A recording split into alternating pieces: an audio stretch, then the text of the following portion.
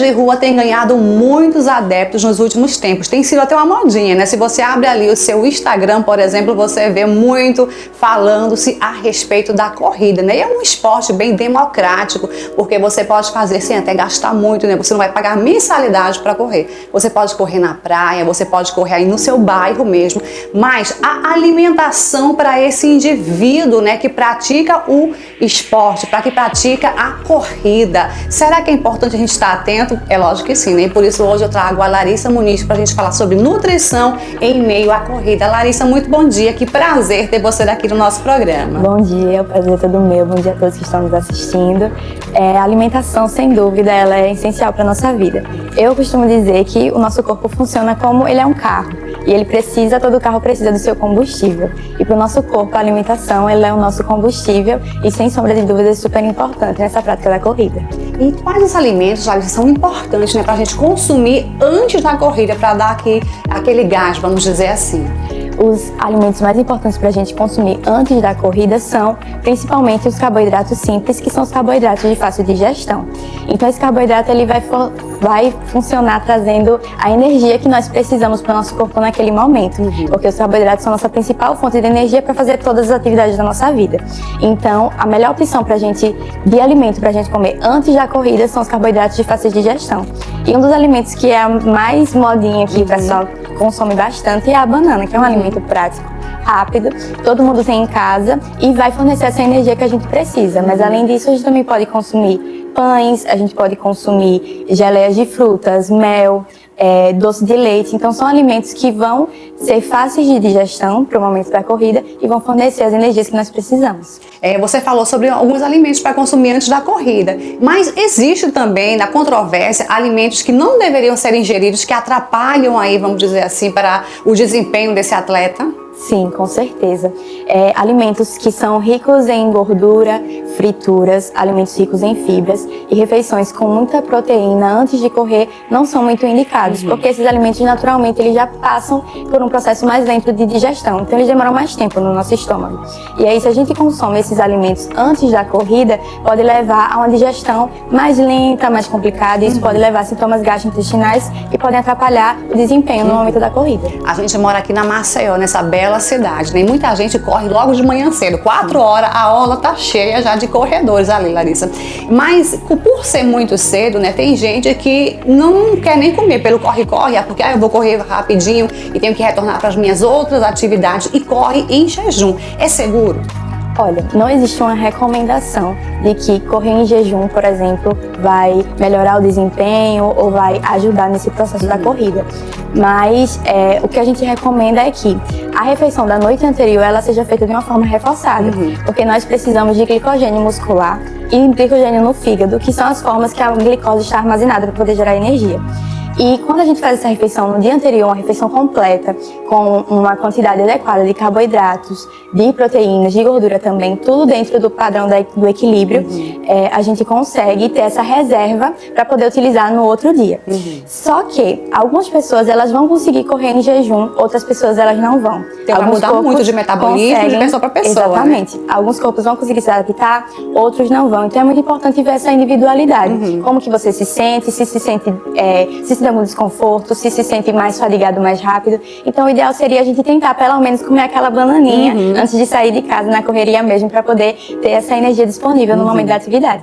A gente está falando em alimentação, mas a hidratação também é de suma importância, né? Como esse indivíduo, como essa pessoa ela pode se hidratar antes e durante esse processo da corrida? Certo. É muito importante a hidratação antes da corrida. O que é que a gente vê que é muito comum é que algumas pessoas elas vão correr já um pouco desidratadas, já parcialmente desidratadas. E isso não é legal, porque ao longo da corrida a gente vai perder suor, a gente vai acabar se desidratando mais. Então é importante que nosso corpo esteja preparado. Então a hidratação ela começa realmente antes. Então é muito importante monitorar essa hidratação antes de correr. Como é que a gente pode fazer isso? Tem uma forma bem simples, que é monitorar através da urina. Então olhar, por exemplo, a concentração dessa urina e a tonalidade. Então quanto mais clarinha ela tiver, essa pessoa está mais hidratada. E quanto mais amarelada ela estiver, é sinal de desidratação. Então esse é um ponto que a gente pode observar antes de correr, para ver se a gente está hidratado da maneira correta ou não. Durante a corrida, vai variar muito a hidratação com relação ao tempo de duração dessa corrida. Então, para a maioria dos corredores amadores, que correm, por exemplo, menos de 1 hora por dia, a hidratação com a água durante a corrida ela vai ser suficiente. Então, a cada 15 minutos, tomar pequenos volumes de água, de 100 a 200 ml, sem exagerar muito também por conta desse processo da digestão, para não gerar desconforto. E aí, já indivíduos que já têm essa prática da corrida como algo que dura mais tempo, mais de 1 hora, por exemplo, aí no caso a recomendação é a hidratação com os isotônicos. E depois da corrida também é muito importante a gente se manter hidratado também. E aí, para a maioria dos corredores amadores que fazem essa corrida com a intensidade de leve a moderada, uma boa opção é a água de coco. Eu ia perguntar isso agora, tá vendo? E muitas pessoas chamam de isotônico natural, porque ele tem essa capacidade de repor os eletrólitos que são perdidos durante o suor. Então, para a maioria dos corredores amadores que fazem essa intensidade leve a moderada, a água de coco vai ser suficiente. E para indivíduos que já têm essa prática mais intensa, aí a gente também faz a reposição com os isotônicos depois da corrida. Você também me falou uma coisa muito importante, né, a respeito do tempo da corrida, da duração, né? Tem pessoas que correm 5 quilômetros, 10, 15, 20. Existe uma alimentação diferenciada para esse público? Com toda certeza. À medida que o tempo vai aumentando e que a intensidade desse exercício aumenta também, é necessário que mudanças e estratégias adicionais sejam feitas. Como a gente está falando da corrida, né? Como eu falei anteriormente sobre a questão do armazenamento do glicogênio, a questão da glicose, né? Então precisa ter uma estratégia para poder armazenar da melhor maneira possível e para que durante o exercício também, em alguns casos, ocorra a reposição desses carboidratos para poder auxiliar, retardar a fadiga.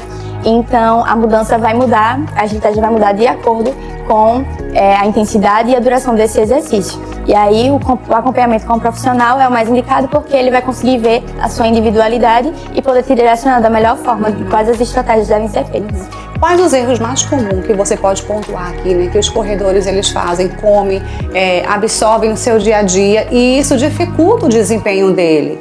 Eu acho que os dois principais erros mais comuns é não ter uma alimentação saudável e achar que a atividade física vai compensar. Então, pessoas que às vezes acabam se alimentando muito com alimentos ultraprocessados, que não se alimentam com alimentos naturais. E aí isso faz com que afete o desempenho dessa pessoa e também prejudique a saúde. Então, esse é um dos principais problemas. E o outro principal problema também é o fato de muitas vezes algumas pessoas praticarem esse exercício sem se alimentar da maneira correta.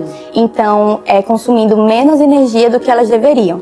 Então, às vezes até tem uma alimentação saudável, mas não está se alimentando de maneira suficiente. E aí essa energia, você tem um gasto energético da atividade que é maior do que o consumo alimentar dessa pessoa. E aí essa diferença faz com que possa ser afetado vários sistemas do corpo, trazer consequências para a saúde desse indivíduo. Então, às vezes ele está ali achando que está cuidando, mas ao mesmo tempo tem esse outro lado da alimentação que não está sendo tão olhado e que pode gerar consequências tanto em vários sistemas do corpo, como no metabolismo também, pode atrapalhar o desempenho no esporte, ficar mais suscetível às lesões e também pode afetar questões psicológicas. Então, afeta todo o corpo de uma forma geral. E aí esse é um ponto que a gente precisa prestar atenção também. Você falou em lesões, inclusive eu estou lesionada. Eu comecei a correr há pouco tempo e assim eu acho que eu pisei em falso e aí o tornozelo eu tô sentindo, né? Mas bem, o que é que você indicaria, né? Se tem alguma substância, algum alimento, alguma fruta, não sei, que ajude, né? Vamos dizer assim, o fortalecimento dos ossos, o fortalecimento como um todo, para que esse indivíduo esteja ali com seus ossos mais fortes, né? Para poder enfim, né? O que é que a gente pode comer que melhore o funcionamento da máquina? Eu acho que a ingestão adequada de cálcio é o principal quando se fala de questões ósseas. E muitas vezes as pessoas acham que consomem de forma adequada, mas o cálcio, ele é um mineral que a gente precisa consumir em grande quantidade. Então, é muito importante que a gente consuma ao longo do dia várias vezes. Então, tá tomando café da manhã, aí come uma porção de queijo ou um pouco de leite, e aí depois no almoço tenta encaixar também, nos lanches principalmente, e no jantar. Então é importante que esse consumo de cálcio ele seja feito ao longo do dia, prestando atenção, né, nas refeições principais para não atrapalhar a absorção dos outros minerais e também a questão do fortalecimento da musculatura. Então, o consumo de proteínas, o consumo adequado de proteínas, ele também é muito importante nessa parte da recuperação muscular depois do exercício. Então, a gente falou muito dos carboidratos antes. E aí, depois do exercício, o que é que a gente pode fazer? Juntar essa união, colocar os carboidratos para repor essa energia que a gente perdeu e do outro lado, colocar também as proteínas, que vão ajudar nessa recuperação e síntese muscular. E aí, essa é a junção perfeita. Então, só uma dúvida aqui, que pode ser a dúvida também de você, né? Daquele nosso ouvinte, nosso telespectador que está aí em casa. Você falou da absorção de cálcio. Existe algum alimento que corte, vamos dizer assim, essa absorção? Por exemplo, no café da manhã. O café preto, né? Ele acaba atrapalhando um pouco dessa absorção do cálcio? Sim, o ideal é fazer o consumo do café sempre um pouco 30 minutos depois das refeições. Tem gente também que tem o hábito de, por exemplo, tomar o café depois do almoço. Isso também acaba atrapalhando muito a absorção de ferro e dos outros minerais que estão ali fazendo composição, né, daquela refeição. Então, sempre que puder fazer esse consumo do café, pelo menos uns 30 minutos depois, para poder não atrapalhar a absorção desses minerais. Então, tá fazendo seu cafezinho ali, tá tomando seu café, comendo queijinho, toma com iogurte, toma com leite, um suco, né? Sim, E é isso aí, Larissa. Então, a gente aprendeu aqui, gente. É lógico que o nosso tempo é curto aqui. Eu queria ficar a manhã inteira aqui com vocês, com a Larissa, né? Porque são dicas valiosas, gente. Mas, infelizmente, o nosso tempo é curto, né? Mas o importante é você saber que é uma junção de fatores. Não é só, eu vou lá correr. Não. É a alimentação, a corrida, a manutenção inteira desse corpo, né? Para que realmente você consiga alcançar os seus objetivos, né, Larissa? Exatamente. Seguir uma alimentação saudável e adequada faz total diferença, não só para a corrida, como para a nossa vida de uma forma geral. Então, é saúde, é longevidade, é qualidade de vida. E é muito importante, né, a gente estar atento a isso que tantas vezes é negligenciada, né? A nossa alimentação acaba ficando de lado no meio da correria no dia a dia, mas é muito importante que a gente esteja sempre pensando sobre isso e nos preocupando com a nossa alimentação. Amei nossa entrevista. Que Deus te abençoe. Espero para outras pautas aqui. Obrigada, Larissa. E você não sai daí, porque a gente tem muita coisa ainda no nosso programa. Fica comigo, eu vou